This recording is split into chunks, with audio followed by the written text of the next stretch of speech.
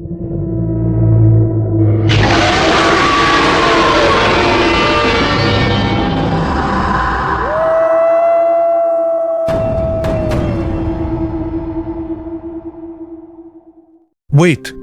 you've been giving your authority away this whole day. People debate whether African or American spirituality is stronger. They're asking the wrong question. The real question: where did you place yours? Because every single day, through your choices, beliefs, and habits, you're voting with your authority. And most people have no idea who's actually winning that vote. All right, let's talk about something people argue about but rarely examine closely.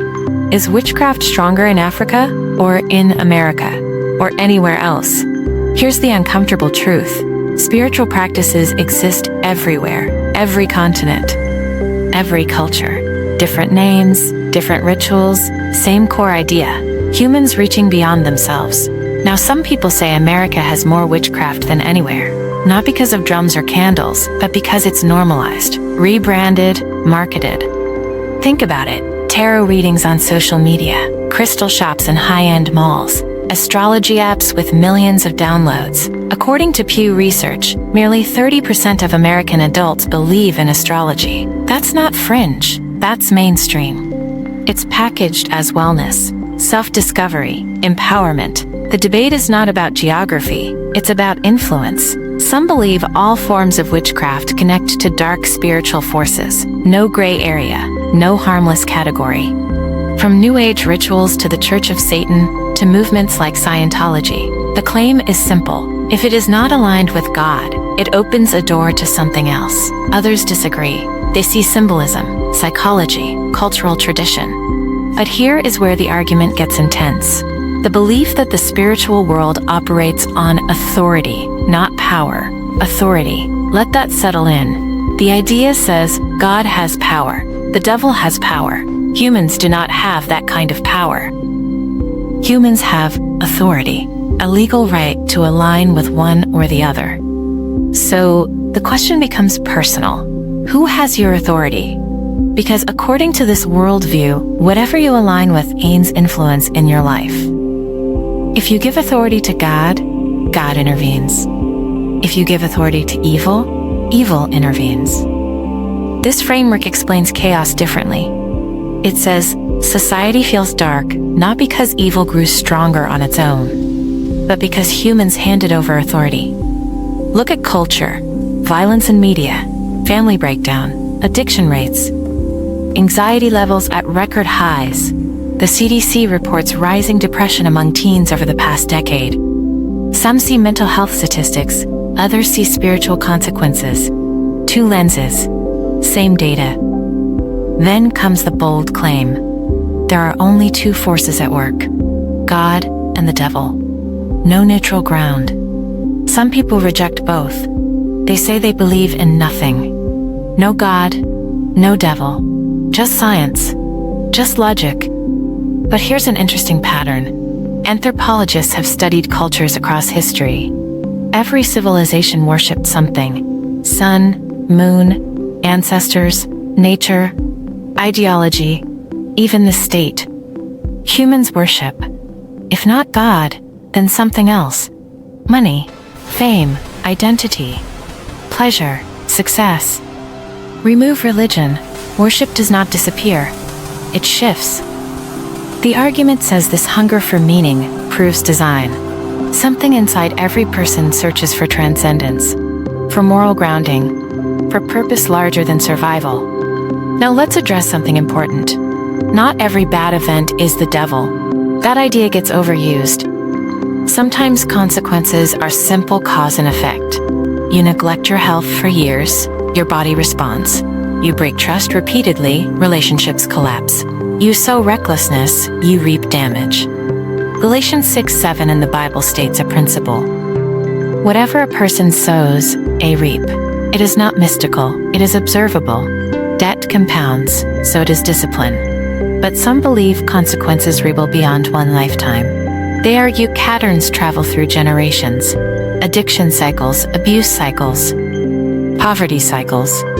Data backs this up. Children raised in unstable homes statistically face higher risks in education, income, and mental health. The spiritual explanation says wrongdoing affects generations. The hopeful part says righteousness does too. One faithful grandmother, one disciplined father, one praying mother.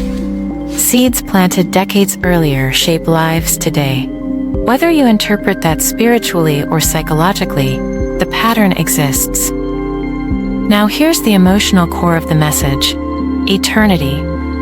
If death is not the end, then choices matter beyond this lifetime. Many people live as if mortality is a full stop. Others believe it is a comma. This belief shifts urgency. The claim is stark. If people fully understood what comes after their final breath, they would realign their lives immediately.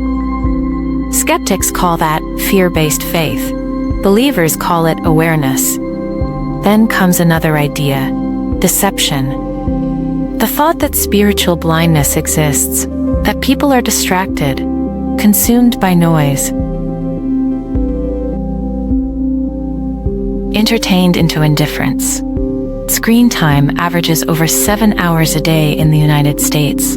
Constant input, constant distraction. Hard to reflect deeply in that environment. Hard to question ultimate things. So the conversation circles back. Are humans autonomous, completely self-sustaining, or dependent? Science shows dependency clearly. Oxygen, gravity, ecosystems, social bonds. Remove one critical system, and life collapses. Spiritually, some argue the same principle applies. You were not designed to operate independently of your creator. That is why people search. That is why self-help industries generate billions annually. That is why mindfulness apps grow rapidly. That is why new belief systems form every decade. People crave meaning. The final point is reconciliation. The idea that humans were born into a broken alignment and need restoration with God.